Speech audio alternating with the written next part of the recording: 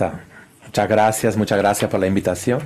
Voy a hacer la inicial del debate. Lo primero que quería resaltar, de decir, Mario mencionó aquí que no nos olvidemos que vivimos y que continuamos viviendo en una profunda crisis sanitaria.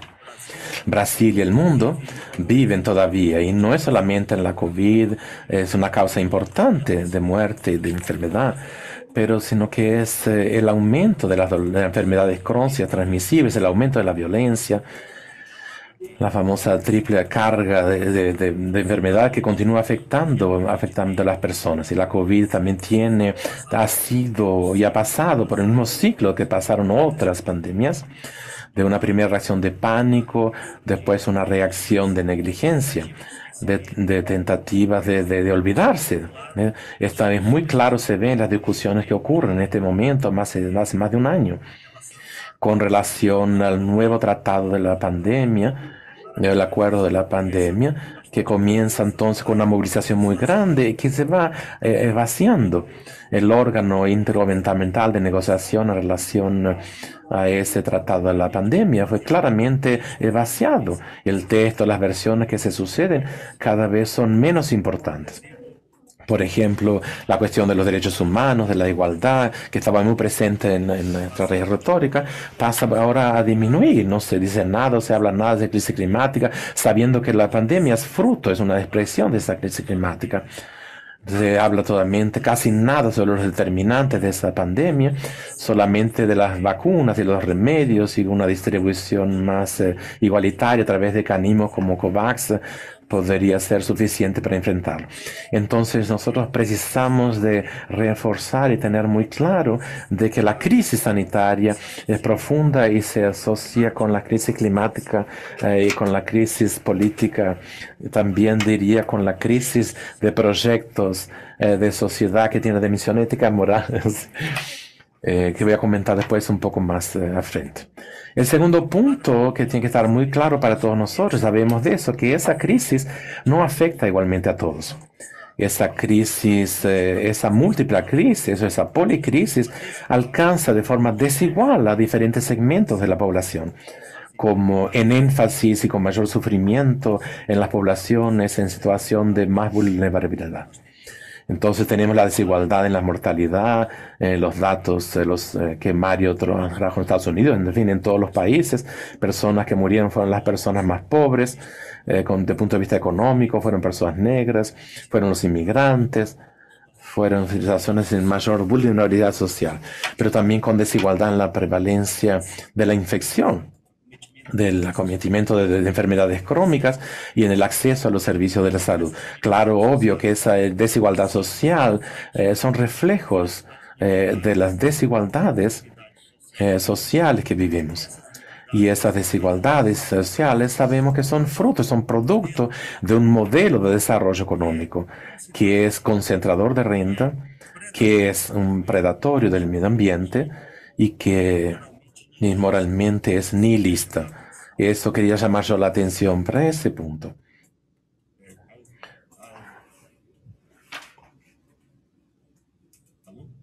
Sí.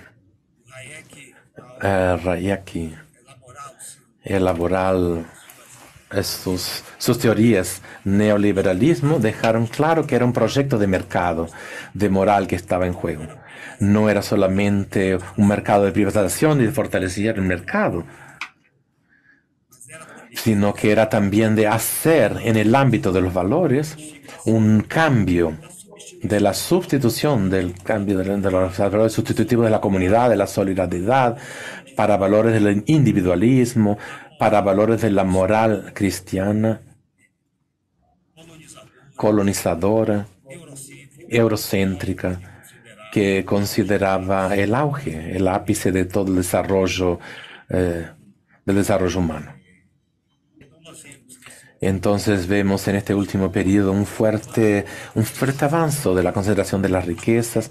En la última década, 1% de la población, más rico de la población mundial, tenía más de la mitad de la riqueza criada en el mundo.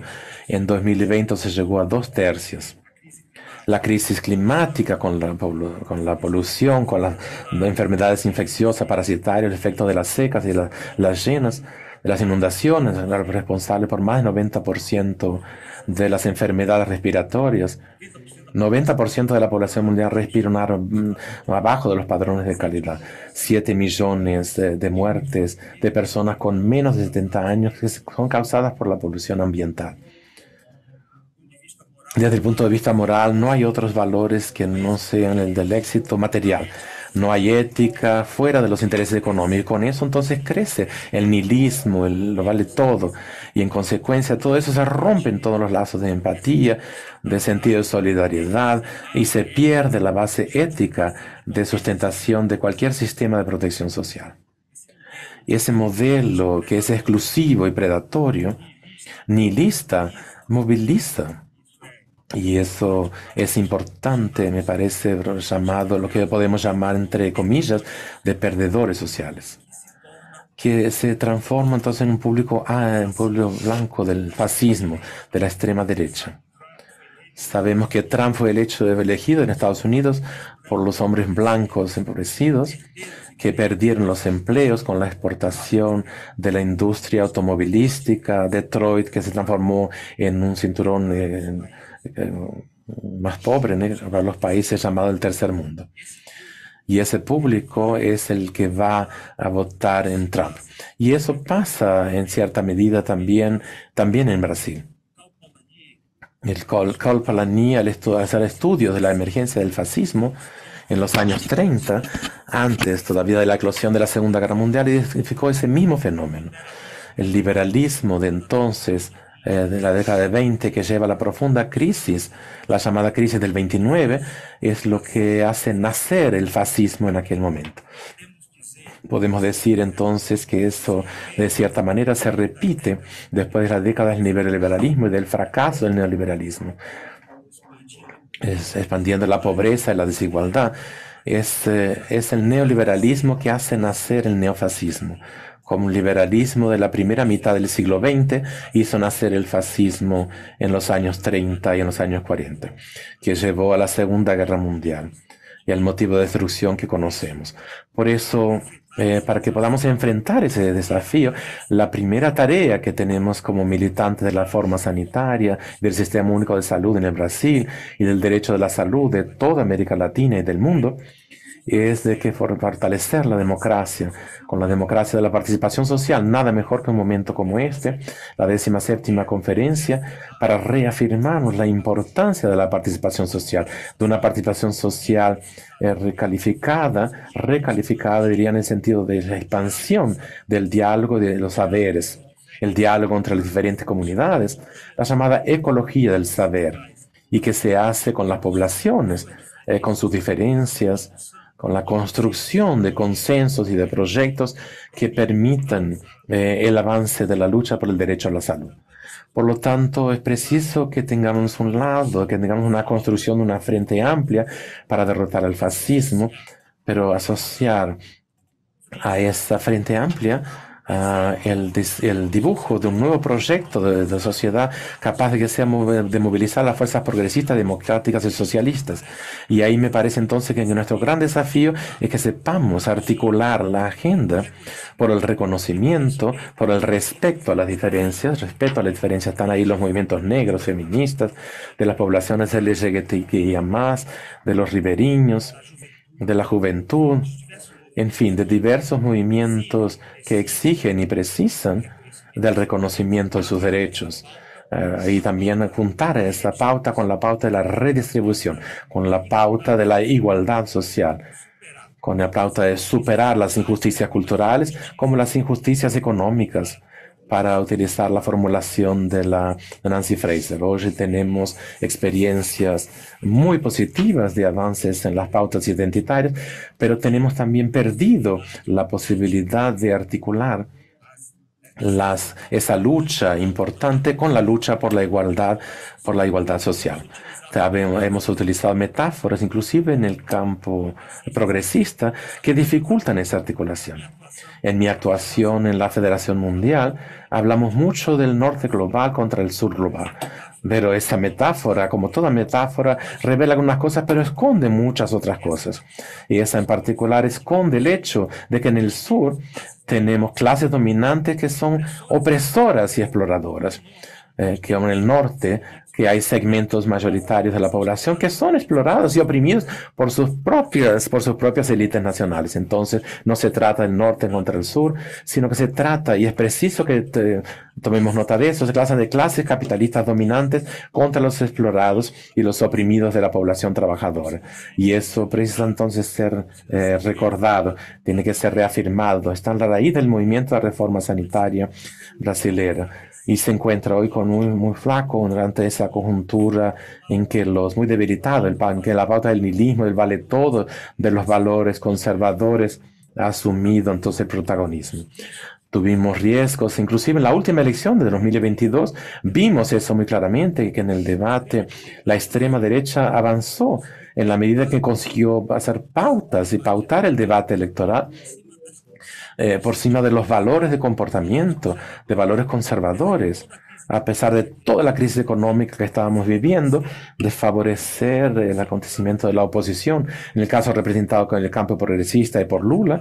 En determinado momento ese debate se hizo una inversión. Ciro Nogueira, que era ministro, conmemoró entonces el hecho de que han conseguido invertir la pauta de la discusión. Por eso tenemos que tener mucho cuidado para que no se repita eso que sucedió recientemente también en Chile, después de una constitución de un proyecto de constitucional muy progresista, que tuvimos pérdida en el referendo y la elección de una nueva constituyente de porte muy conservador. Esa capacidad de articular la pauta identitaria con la pauta por la igualdad social es un desafío que ha sido enfrentado y que nosotros tenemos experiencias internacional progresiva, Yanisa Cofares y otros que han trabajado con un esfuerzo de construcción de nuevo proyecto de sociedad, la propia Nancy Freire, como ya mencioné, que articula. Y eso me parece que el Brasil y América Latina, por su experiencia de resistencia en esas últimas décadas del neoliberalismo y por su experiencia de la llamada onda rosa, la ola rosa, tiene condiciones con la contribución, las reflexiones a partir de la experiencia práctica para hacer la articulación de ese proyecto. Precisamos entonces desarrollar una frente por la democracia que barre el fascismo, que para el fascismo, que haga un nuevo proyecto de propiedad, un nuevo modelo de desarrollo sustentable y promotor de la igualdad. Tenemos que acordarnos que el SUS es parte de un proyecto de protección social. No es solamente la salud, sino la protección del trabajo y del empleo, de la asistencia, de la previdencia social, que todo tiene que ser articulado. En el caso del sector de salud específicamente, tenemos el desafío de hacer la integración de la salud a ese modelo de desarrollo, al proyecto de desarrollo, que la salud no es solamente un sector de servicio de salud específico, de cuidado de la salud, sino también un vector de desarrollo. La regionalización de la salud es la estrategia fundamental en la que tenemos que avanzar. Me preocupa cuando escucho saudosista de la municipalización en nuestro debate actual. Pero de todos modos sabemos de que el avance de la regionalización de la salud no se hace solamente en el sector de la salud, sino tenemos proyectos de desarrollo regional que articulan las diversas dimensiones de la economía. No tendremos regiones de salud, a pesar de nubes, de nubes, de pactos y de decretos. Es preciso que avancemos en esa integración de la salud en cuanto parte de ese modelo de desarrollo. Y para combatir las desigualdades en la salud, un punto fundamental es que precisamos de campañas que son bienvenidas, las campañas que están siendo retomadas. Es preciso universalizar el acceso y desarrollando acciones de promoción de la salud. Es preciso que cambiemos el modelo de atención y superar el modelo de atención que predomina todavía a pesar de 30 años del SUS o 35 años ya del SUS, que es el modelo de atención biomédica. Avanzar en la idea de la integralidad de la atención, de la construcción de redes integradas de atención coordenadas por la atención primaria, con una política de personal. Tenemos un gran desafío. El SUS tiene todavía a la sociedad brasilera, a la población brasilera, una política de personal, una política. Hubo tentativas importantes, la nueva RH y otras, pero no fueron efectivas en la construcción. Y ahora tenemos un ataque. Ustedes vieron, el STF decidió contra contra el pleito histórico de la categoría de los enfermeros de las 30 horas. El piso se aplica a las 44 horas. Eso es un retroceso, eso es una victoria del sector privado que está contratando a las enfermeras, y precisamos manifestarnos en esa 17ª, el fuerte apoyo a la lucha de la categoría de los enfermeros contra ese tipo de retroceso. Es por eso también que hagamos una inversión, y porque hay en curso la inteligencia artificial, que ya están teniendo un impacto enorme en la transformación del sistema de salud. Y precisamos saber regular todo esto. El mayor avance que tenemos hasta hoy, recientemente salió en el Parlamento Europeo, que aprobó una reglamentación de la inteligencia artificial en Europa, que es importante, que es un avance, no hay duda, en el sentido de que existe transparencia, pero es insuficiente todavía, porque precisa de más transparencia tener la explicación. No podemos comprar una caja negra, ¿no? Una caja de Pandora. La inteligencia artificial tiene que tener los códigos fuentes, tienen que estar abiertos y explicados. Porque el diagnóstico de cáncer de piel hoy, la máquina puede hacer mucho mejor que cualquier médico, desde que esté con una persona blanca. Porque el algoritmo que va a permitir hacer el diagnóstico preciso del cáncer de piel, que está lá embutido en los códigos, funde imágenes de cáncer en personas blancas. Y si eso no queda claro, vamos a estar comprando en el Brasil software para hacer diagnóstico de cáncer que no sirve para nuestra población, que es fuertemente con fuerte participación de la población negra. Es preciso entonces que se abran los algoritmos para que nosotros democraticemos el acceso a la tecnología. Y finalmente es preciso dar publicidad al sistema de salud. Y aquí entonces quería llamar la atención que la publicidad no significa estatizar. Tenemos un Estado que es burgués, que es capitalista. Lo que precisamos es fortalecer la participación de la comunidad. Es más mercado y más comunidad. El Estado puede hacer con más publicidad para él mismo. Y tenemos entonces los agentes comunitarios que dejaron de ser comunitarios y pasaron a ser agentes estatales. Y precisamos entonces volver al fortalecimiento de la democracia de base, de las unidades de salud, para que los profesionales de la salud sean responsables, tengan que responder a la comunidad en la cual ellos sirven, no al edil, al vereador, que indica al gerente, que no tiene ningún vínculo con aquella comunidad, que no tenga ningún respeto por aquella comunidad. En fin. Por último, el gran desafío del financiamiento, claro. El gran desafío del financiamiento que sabemos que solamente será resuelto con el cambio en el sistema de atención. No vamos a buscar más recursos para el sistema de salud o para cualquier sistema para ponernos en un sistema de atención a la salud que solamente sustenta un complejo médico industrial y que solo produce tecnologías que se vuelven para sintomáticas, que crían dependencia. Se acuerdan todos del CEO de una grande farmacéutica que cuando fue descubierta la vacuna contra la COVID, que estaba preocupado con el hecho de que la dosis única fuera suficiente. Imaginen si acaba la pandemia con dosis única, toda la infraestructura que tuve que construir. Sabemos que el desarrollo tecnológico, científico, es indicado por solo se invierte en investigaciones que generan vacunas o medicamentos que generan una dependencia. Los anticuerpos monoclonales son un gran ejemplo. No curan el cáncer, pero mantienen a la persona viva, mejora un poco la calidad de vida. Las personas siempre están dependientes de eso. Es posible desarrollar tecnologías, orientar el desarrollo de tecnológico para producir tecnologías que sean promotoras de salud, que sean realmente efectivamente preventivas de enfermedades y que lleven a la cura de esas enfermedades. Es preciso entonces redireccionar la inversión para que el financiamiento de la salud se transforme en sustentable, para que no inviabilice el sistema de salud. No podemos llegar como en Estados Unidos, que tenían hace 20 años, llega a 20% de su PIB gasto con atención médica en hospitalar. En fin, son muchos los desafíos, pero creo yo que los momentos de crisis son los momentos también de transformación. El famoso ideograma chinés es de que la crisis también es un momento de oportunidad.